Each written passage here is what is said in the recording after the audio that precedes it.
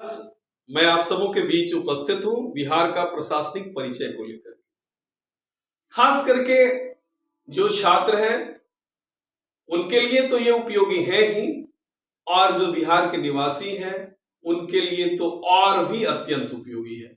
क्योंकि जो बिहार से बाहर रह रहे हैं, चाहे अब्रॉड विदेशों में रह रहे हैं, उनके बच्चे बिहार के बारे में अगर जानकारी हासिल करना चाहते हैं तो वैसे तो आप सर्च करके बहुत कुछ जानकारियां प्राप्त हो जाती है, लेकिन बहुत कुछ ऐसी जानकारी है जो प्राप्त नहीं हो पाती है। मैं उन सारे छोटे छोटे तत्वों से, छोटे छोटे बातों से आप सबों को अवगत कराऊंगा, और इस वीडियो के माध्यम से मैं ये कार्यक्रम जो है मेरा निरंतर बिहार पे चलता रहेगा। इसलिए अगर आपने हमारे इस YouTube चैनल को सब्सक्राइब नहीं किया है तो मेरी आपसे आग्रह है कि आप इस YouTube चैनल को निश्चित रूप से सब्सक्राइब कर लें, क्योंकि जो भी जानकारी आपको मैं बिहार के संदर्भ में आपके सामने रखूंगा वो निश्चित रूप से आपके लिए तो लाभदायक सिद्ध होंगे ही, और वर्तमान पीढ़ी के लिए भी लाभदायक सिद्ध होंगे। तो मैं बिहार का एक सामान्य प्रशासनिक परिचय आपके सामने प्रस्तुत कर रहा हूं। जैसा कि आप जानते हैं कि मेरा बिहार आदिकाल से ही काफी प्रसिद्ध रहा है। मौर्य काल में प्रशासन की व्यवस्था सप्तांग सिद्धांतों पर आधारित हुआ करती थी, लेकिन अगर वर्तमान की बात की जाए तो गांधी जी ने जो सपना देखा था कि गांधी जी का सपना पंचायती राज अपना, उसी व्यवस्था पर आज ये मेरी सारी प्रशासनिक व्यवस्था आधारित है।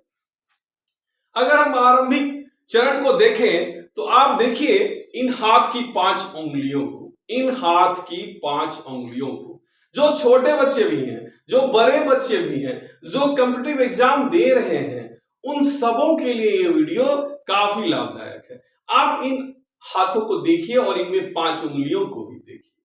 आप बिहार के प्रशासनिक व्यवस्था की सारी परिचय इन 5 उंगलियों से ही आप कर लेंगे। सबसे पहले देखिए हमने क्या कहा कि हमारी जो व्यवस्थाएं हैं, हमारा जो व्यवस्था है यानी शासन की जो न्यूनतम इकाई है वो क्या है, तो वार्ड है। तो देखिए यहां से ग्राम पंचायत, ये देखिए ये क्या हुआ, इसको कहते हैं ग्राम पंचायत सरकार। और देखिए प्रखंड स्तर पर जिसके अध्यक्ष प्रमुख होते हैं उसे कहते हैं प्रखंड सरकार, और जिला स्तर पर जिला परिषद अध्यक्ष होते हैं, वो जिला सरकार हुआ करती है, और राज्य स्तर पर विधानसभा विधान परिषद यानी विधान मंडल होते हैं, और मुख्यमंत्री उनके मुखिया होते हैं। तो ये देखिए राज्य सरकार, और ये केंद्र सरकार। कोई दिक्कत आप लोगों को शायद नहीं आएगी। ये ग्राम पंचायत, ये प्रखंड स्तर पर, और ये जिला स्तर पर, ये राज्य स्तर पर, और ये केंद्र स्तर पर। जैसा कि आप सभी लोग जानते हैं भारत क्या है, राज्यों का संघ है, यूनियन ऑफ स्टेट है। तो हम इसको कहते हैं कि गांधी जी का सपना, मैंने पहले भी कहा, पंचायती राज अपना। इसी सिद्धांत पर ये सारे प्रशासनिक व्यवस्था आधारित है। अब कहिएगा कैसे, तो ग्राम पंचायत सरकार जिसके अध्यक्ष आप देखेंगे मुखिया जी होते हैं, और कुछ वार्डों को मिलाकर के एक ग्राम पंचायत का गठन किया जाता है। तो पंचायत के प्रशासनिक व्यवस्था जो होती है, पंचायत की जो प्रशासनिक इकाई होती है, उसके अध्यक्ष मुखिया जी होते हैं, और पंचायत वार्डों में बटा होता है। इसलिए हम कहते हैं कि शासन की सबसे न्यूनतम इकाई वार्ड कहलाती है। शासन की सबसे न्यूनतम इकाई वार्ड कहलाती है। अब सबसे बड़ी बात आप निकल करके आती है कि बिहार को जिस तरह से बांटा गया है, हम इस तरह से अपने बिहार की प्रशासनिक परिचय आपको देने के लिए उपस्थित हुए हैं। लेकिन आप देखिए यहां प्रशासन की सबसे प्रमुख इकाई क्या हुआ, ग्राम पंचायत, मुखिया जी प्रमुख हुए। इनके सेक्रेटरी कौन होते हैं, तो पंचायत सचिव होते हैं। यहां प्रमुख महोदय होते हैं जो प्रखंड स्तर की सरकार चलाते हैं। एक प्रखंड में 10, 12, 20, 25 पंचायतें होती है। उन सबों की सरकारें कौन होते हैं, प्रमुख, और उसके सचिव कौन होते हैं, तो प्रखंड विकास स्तर के पदाधिकारी होते हैं, या वहां के प्रखंड विकास पदाधिकारी उनके सचिव होते हैं। और जिला स्तर पर जिला परिषद अध्यक्ष होते हैं। ठीक वहां भी वही सिस्टम लागू है। वरीय उपसमाहर्ता उनके सचिव होते हैं या जिलाधिकारी ही सेक्रेटरी होते हैं। और राज्य स्तर पर क्या होते हैं, तो मुख्य सचिव जो भारतीय प्रशासनिक सेवा के सीनियर ऑफिसर होते हैं, तो वो मुख्यमंत्री के मुख्य सचिव होते हैं। वो मुख्यमंत्री के मुख्य सचिव होते हैं, जो मुख्यमंत्री के बाद, मुख्यमंत्री तो राजनीतिक तौर पर अपने निर्णय लेते हैं, लेकिन उन्हें प्रशासनिक स्तर की जितनी भी निर्णय लेना है वो मुख्य सचिव के सलाह से ही लेते हैं। और ठीक उसी प्रकार केंद्र स्तर पर जो होता है वहां भी मुख्य सचिव होते हैं। आज जो पीएमओ बन गया है, तो पीएमओ का जो प्रधान अधिकारी होता है वो मुख्य सचिव ही होता है। तो ये आप देखिए कि पंचायत स्तर पर, प्रखंड स्तर पर, जिला स्तर पर, राज्य स्तर पर और केंद्र स्तर पर, ये बिहार ही नहीं केंद्र की प्रशासनिक व्यवस्था आधारित है। लेकिन मैं आज आपको बिहार की प्रशासनिक व्यवस्था के बारे में जानकारी देने के लिए जा रहा हूं, उपस्थित हुआ हूं। तो सर्वप्रथम देखते हैं क्या कि बिहार के इन मानचित्रों को आप भली भांति देख लीजिए। बिहार के इन मानचित्रों को आप भली भांति देखिए, और इन मानचित्रों में आप जो देखेंगे तो आपको निकल करके आएगा कि बिहार में प्रमंडलों की संख्या 9 है। बिहार में प्रमंडलों की संख्या 9 है और बिहार में जिलों की संख्या 38 है।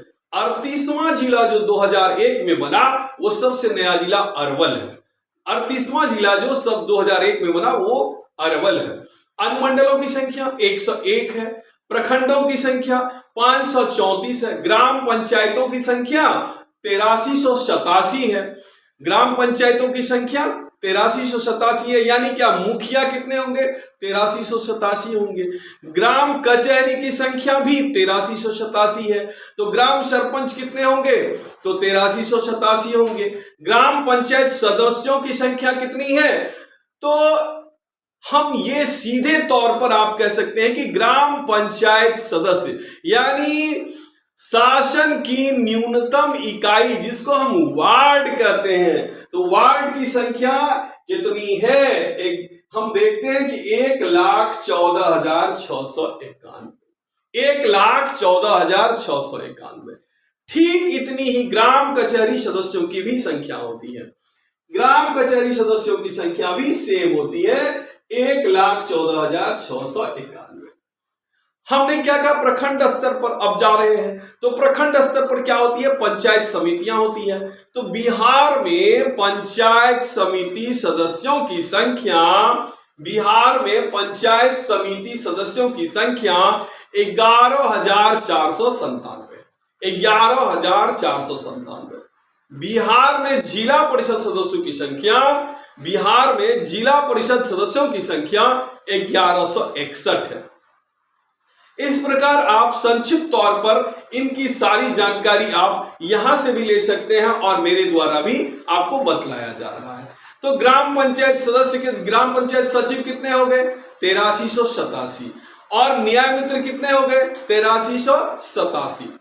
पंचायतों में, बिहार के पंचायतों में महिलाओं को अगर आप नहीं जानते होंगे तो मैं आपको आज बतला रहा हूं कि बिहार के ग्राम पंचायतों में महिलाओं को 50% का आरक्षण मिला हुआ है, 50% का आरक्षण।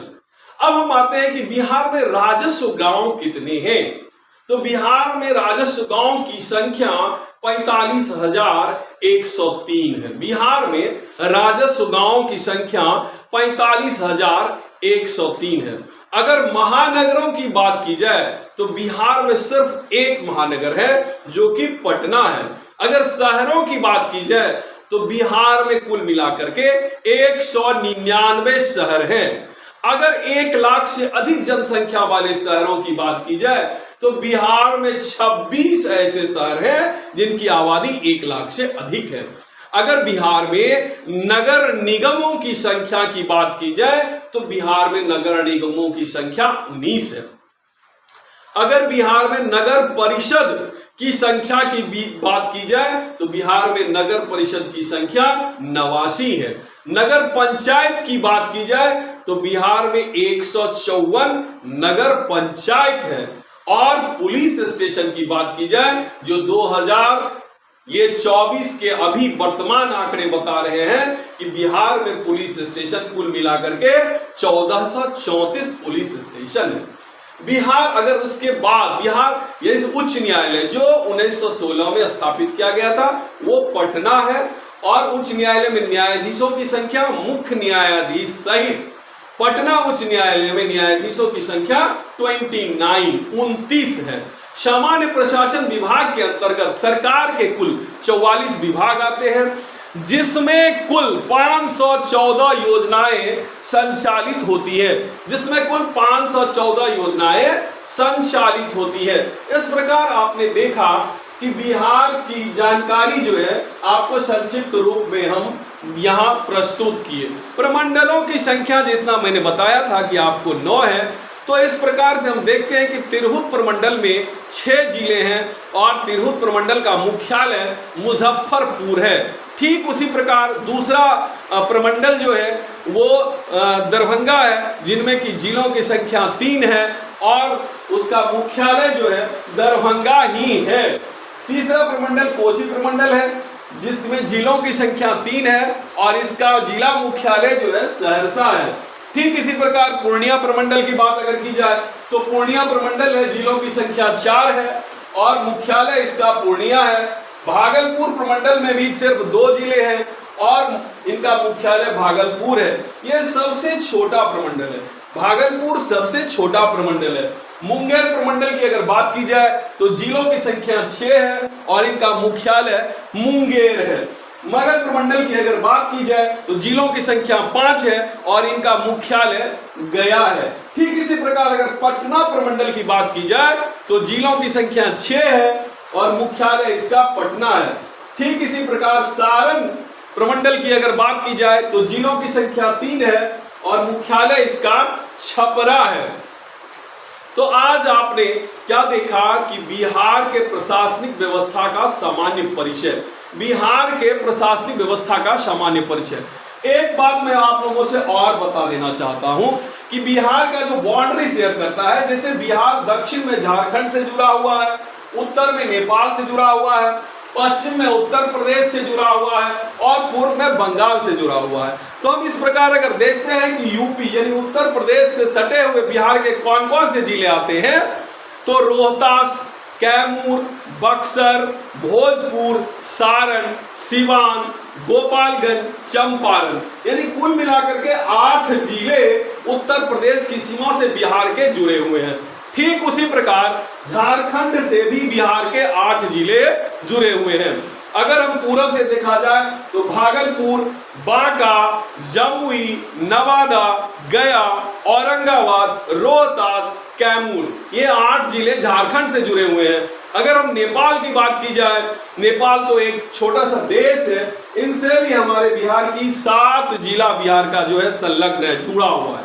तो ये 7 जिले कौन कौन से हैं? पश्चिम चंपारण है, पूर्वी चंपारण है, सीतामढ़ी है, मधुबनी है, सुपौल है, अररिया है और किशनगंज है। बंगाल से जुड़े सिर्फ 3 जिले हैं बिहार के।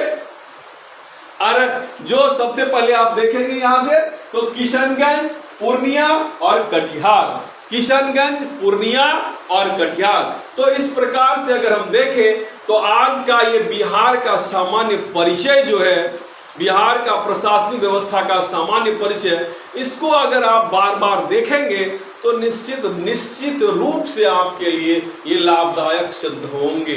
धन्यवाद।